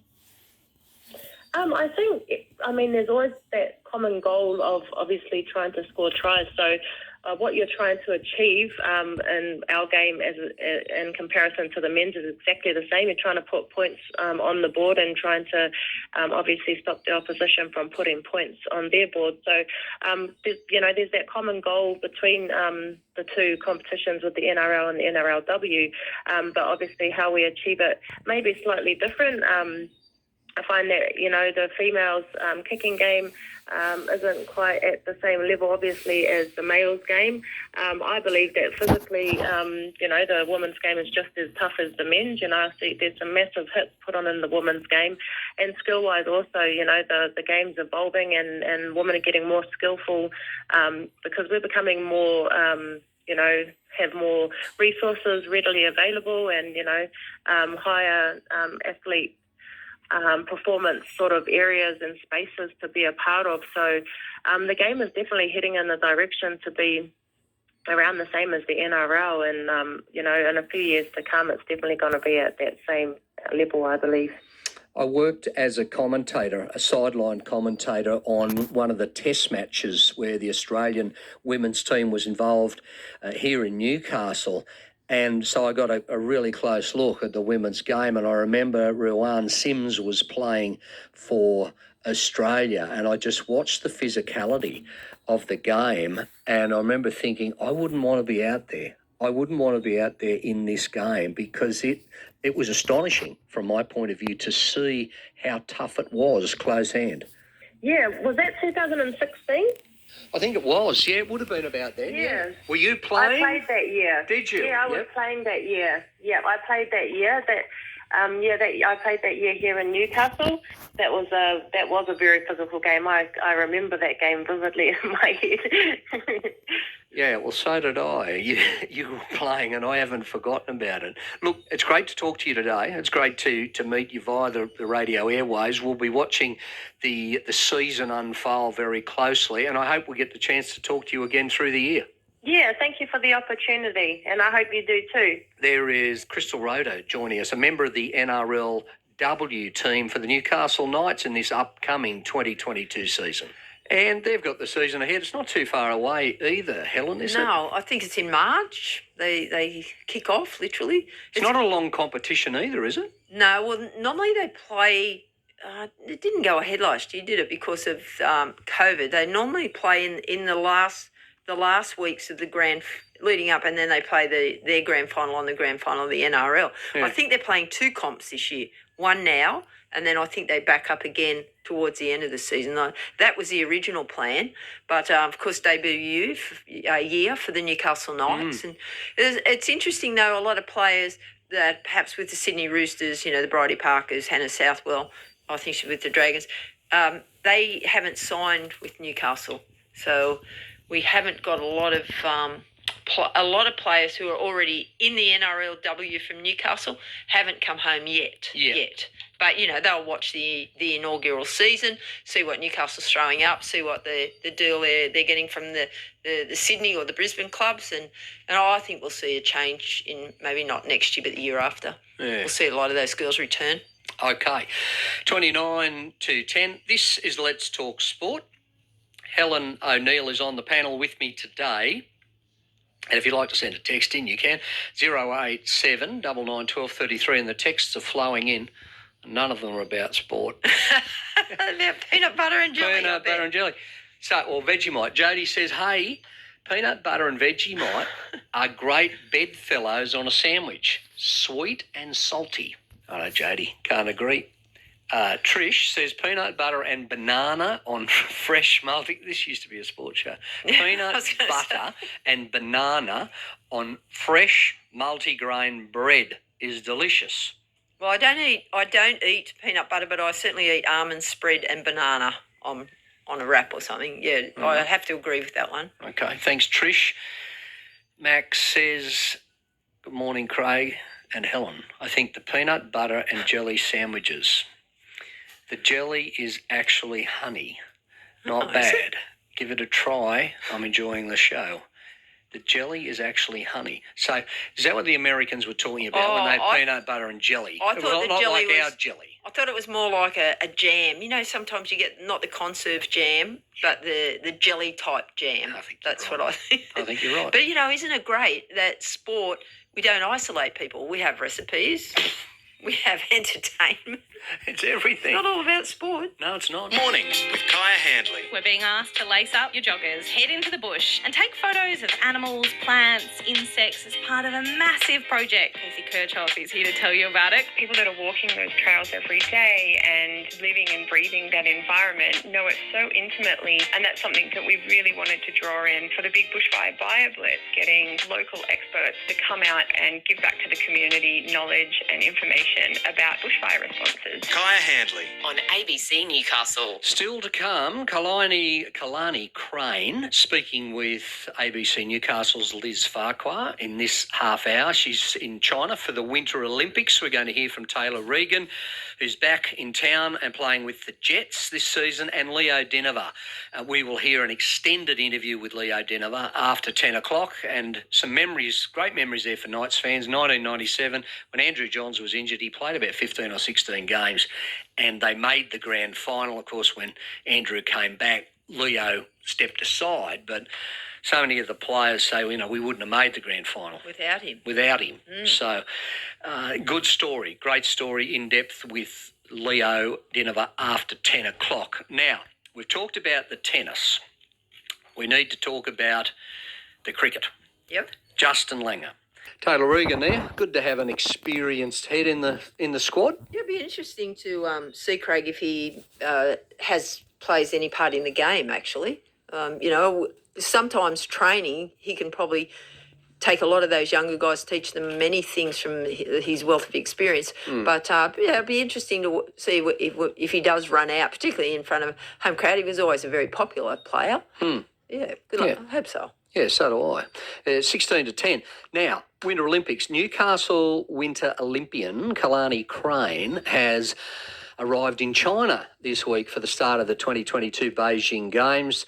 She's a local figure skater. She's in the best career form and most recently finished 12th at the Four Continents event in Europe. Beijing will be her second Olympics, but she says the pandemic has thrown her preparation sideways, even training in the dead of night to avoid catching the virus. She caught up with the ABC's Liz Farquhar and explained how COVID has impacted her path to the Winter Olympics.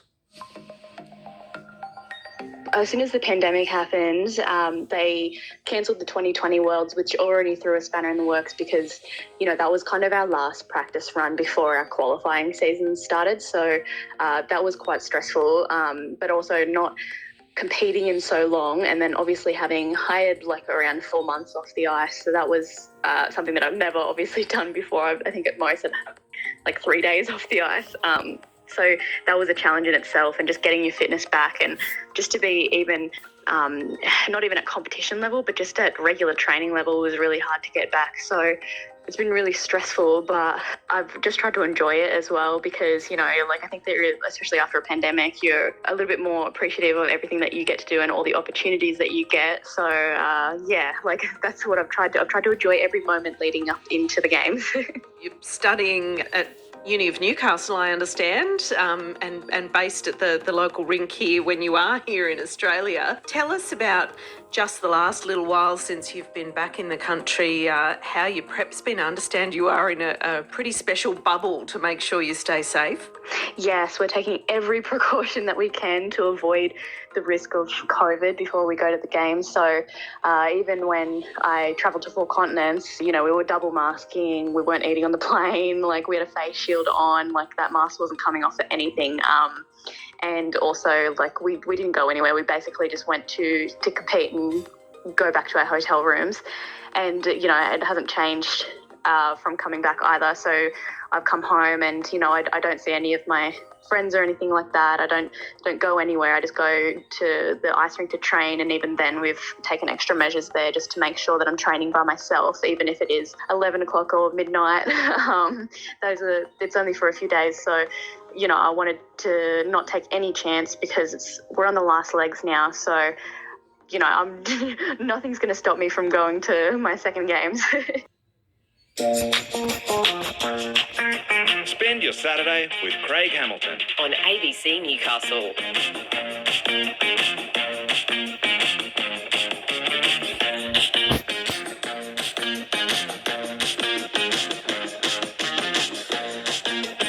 Good to be with you today on this Saturday morning where the sun is out.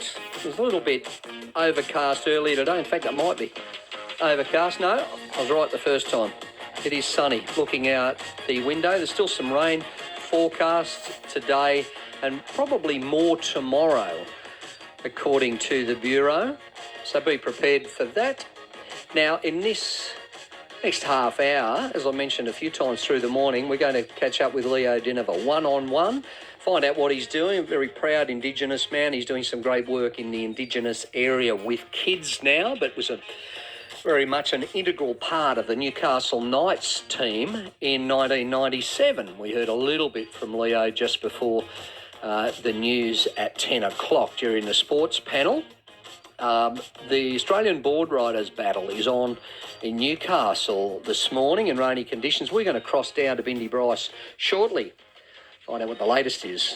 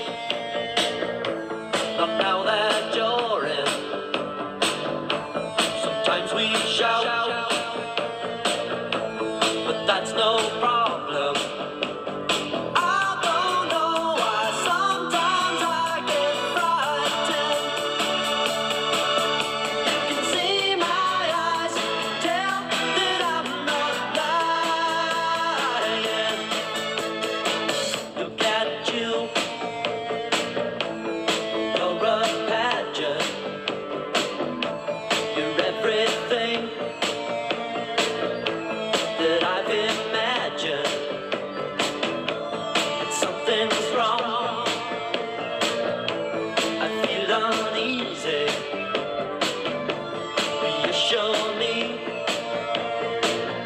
Tell me you're not teasing.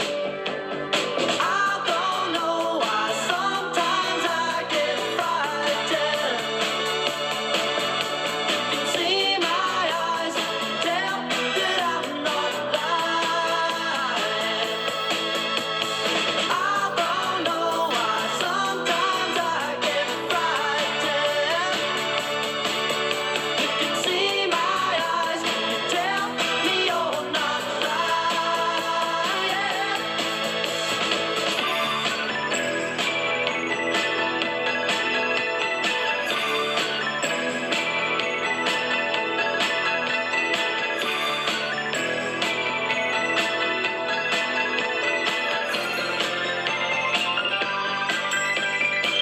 There's no doubt, not when I'm with you. When I'm without, I stay in my room. Where do you go? I get no answer. You're always out. It gets on my nerves. I don't know why sometimes I get frightened. You can see my eyes, tell that I'm not lying. I don't know why sometimes I get frightened. You can see my eyes, you tell me you're not lying. I don't know why sometimes I get frightened. You can see my eyes, tell that I'm not lying. I got you. That split ends at 10:10. The Australian Board Riders battle is underway in Newcastle this morning in rainy conditions, heavy swell. 24 surf clubs from around the country are competing in the men's, women's, juniors and masters heats. ABC reporter Bindi Bryce is down at the event and joins us now. Hi, Bindi. Morning, Hamo. Now, is the surf as big and as wild as we have been led to believe? Yeah, so I'm no Dave Anderson, but I'd say the surf is pretty full on this morning and we're seeing this really massive swell. And the Bureau of Meteorology considers this to be, pretty hazardous. It's not a great day for most people to be coming to the beach. But I think for all of these experienced surfhead, they're really going to be having a ball today in these conditions. Now, are there many people down there to have a look? Yeah, look, it's really picking up. I'd say there's at least 100 people and, so many locals are coming down for a walk, coming down to have a gander at what's happening. And there's going to be heats going on throughout the day. At the moment, we're going through the men's heats. We're about to see the women surfing, but there's also going to be the masters events and the juniors. So there's going to be plenty of surfing happening throughout the day. So yeah, we're just starting to see people come down for a look this morning. It's great that some of those rainy conditions really cleared up this morning. So I think people will be a little bit more keen to come down to the beach and check out what's happening. But there's just so many people here from around the state because we've got clubs from around New South Wales, but also Queensland, South Australia and Victoria who have come out here to Newcastle to compete in the board riders battle this weekend. So yeah, there's just so many people and so many of these board riders clubs from around the country that are here at this event and flying their flags and representing their region. So we got any idea who's in the water at the moment? I believe the women's heats are about to start. We had the men first up. 6 heats of each. So the men have wrapped up and the women will be getting underway soon. Probably the one to look out for is Philippa Anderson. She's our local Merewether surfer. She's going to be surfing for Merewether board riders. And she'll be really great to watch because, she's an aspiring professional surfer and she had an amazing opportunity to get some experience on the World Surf Tour last year. When she was able to compete at the event in Merewether last year. So a lot of people, I'm sure she's going to have a lot of people supporting her this morning. So women's picking up right now and we had the men's pretty much finishing up their heats this morning. Good on you, Bindi. Thanks for letting us know what's happening. Thanks, Hamo. There's Bindi Bryce, ABC Newcastle news reporter, down at the Australian Board Riders Battle, which is happening in Newcastle this morning. 24 surf clubs from around the country are competing. Men's, women's, juniors and masters heats on today. It's 13 past 10. I promised you a chat with Leo Denver. One-on-one through the week. Here's his story. Well, do many of you remember the name Leo Denver? If you're a Knights fan and you were watching the footy in 1997, the year the Knights won the grand final against Manly, you would go, yep, I know who Leo is. It was a great story. He's back in town. He's been away and travelling for the best part of 20 years. I'm pleased to say he's my guest today on Hamo One-on-One. Leo, welcome back to town. Thanks, mate. How are you? Very well. We're not going to talk a hell of a lot about the footy days, but for those that don't know, that was a key year for you, and it really put your name out there. And I've spoken to many Knights players over the years who said we would not have won that grand final that year without Leo Denver. In fact, we wouldn't have made the grand final. What's it like to hear stuff like that? Yeah, I don't know. It's sort of embarrassing in a way for me, coming from a humble space in my life back then. It was really funny how it all worked out. Went back to Brisbane, coming from England. Just wanted to go back to study in Brisbane, and I got an opportunity to come to Newcastle. And I always loved the town, and I loved the people, and I loved playing at Marathon Stadium back then when it was called that. So things panned out the way it did, and excited and very privileged to be a part of that team. So you played 16, 17 games that year, 97. First question people are going to ask, well, you were a halfback. Where was Andrew Johns? Yeah, unfortunate pre-season. Andrew got an injury with his ankle, I believe. Was about 3 months out, recovering. And, I guess I was blessed to have a good coach who had faith in me, and the players around obviously had that confidence to steer him around the park. Are your memories pretty strong of those days? Yes and no. I sort of looked at, the games come on TV regularly, but the classic games that the Newcastle Knights have played in that time, you sort of pinch yourself that you were sort of part of that. But everything that sort of led up into the semis, and obviously today, watching it from the bench was amazing. And when Darren scored that try for us to win it, it's the best feeling ever. And when I watch it again on replays, I get goosebumps. It's a great feeling. And I'm so happy and proud that Darren scored, because once again, those genuine football players, but a very humble man, and excited for him for that to happen. Malcolm Reilly was the coach that year. And what was your relationship like with Malcolm? He was a very hard taskmaster, but as you say, people had faith in you. I'm assuming Malcolm was one of those. Yeah, look, I think the year before was when I played in England, I played against Castleford, and I scored a hat-trick. Led us to some relief. OPEC announced this week that they're going to increase oil production by 400,000 barrels a day. Actually, a lot of banana, but it's okay because it's going to sort of cook down in the oven. And then once that's all in... Thank you. We'll get your details and send you out a copy of the mag if you'd like, Gardening Australia. That'd be lovely. Thank you. Okay, lovely. Don't go away. We'll get your details. 1300 65 9994 is the number to call. I'm afraid you cannot use the text line because it's broken. But if you would like to speak to Phil Dudman, the guru, he is here, and he loves to hear your voice. Don't you, Phil? Absolutely. 1300 65 9994 is the number to give us a call on. So we are coming up to news time, and more gardening talk back after the news. You are on Saturday Breakfast here on ABC North Coast. It's 9 o'clock.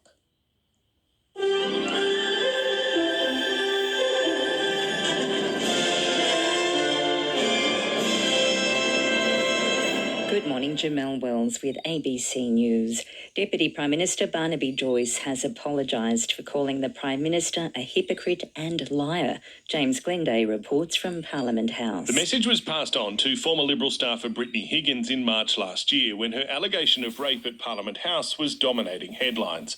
Mr Joyce said the PM was a hypocrite and a liar from my observation, and that is over a long time. He also added, I have never trusted him, and I dislike how he earnestly rearranges the truth to a lie. Mr Joyce was a backbencher at the time and has since apologised to Mr Morrison. A third man has been arrested over a major drug syndicate in Sydney's southwest. Police say 30-year-old Rashad Alamuddin has been directing the activities of a criminal network. He's due to face court today. A 20-year-old and a 22-year-old man charged over the network will face court on Monday. Police are investigating a shooting at Barala in Sydney's west overnight. Officers called to a unit block on Crawford Street just before midnight found bullet holes in the front door of a unit. No one was inside. A car was found on fire in nearby Boyd Lane. A man's been arrested after a police chase and crash in Sydney's inner west this morning. Police say after a car failed to stop on Parramatta Road, Leichhardt, around 6:30, they stopped chasing it due to safety concerns. A short time later, the car hit 5 vehicles on Parramatta Road near the intersection of Old Canterbury Road. A crime scene has been set up. US President Joe Biden claims the US economy is operating at full steam after 6.6 million jobs were created during his first year in the White House. In the last month alone, 467,000 jobs became available as the country recovers from the latest Omicron wave of COVID. Mr Biden says under his presidency, the economy has never looked better. This morning's report caps off my first year as president. And over that period, our economy created 6.6 million jobs. You can't remember another year when so many people went to work in this country. There's a reason. It never happened. And in news just at hand, another 18 people with COVID have died in New South Wales. 2,337 people with the virus are in hospital, with 152 of them in intensive care. There are 8,389 reported new cases. Iceland, one of the few countries in the world that still allows commercial whale hunting, will stop the practice in 2 years. Demand for whale meat has decreased. It leaves Norway and Japan the only 2 countries in the world that still hunt whales commercially. The lighting of the cauldron at the opening ceremony of the Beijing Winter Olympics has been described as provocative. As Tracy Holmes reports, 2 athletes lit the cauldron, one of them of Uyghur heritage.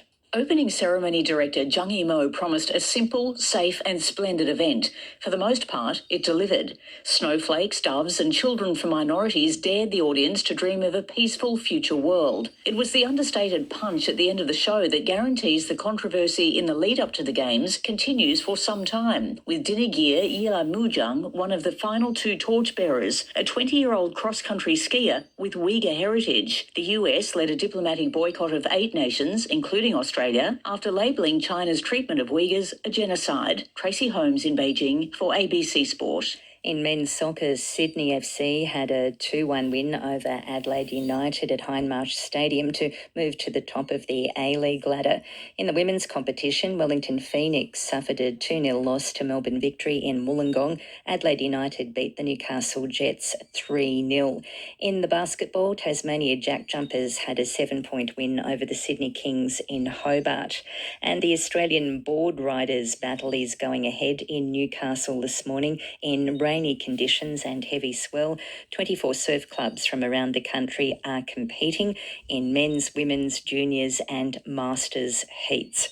Now, looking at the weather for New South Wales today, showers along the coast and adjacent ranges, but dry inland. Sydney, showers with a top of 25 degrees.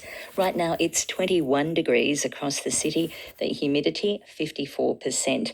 More showers are forecast tomorrow and they'll continue Monday and Tuesday. ABC News.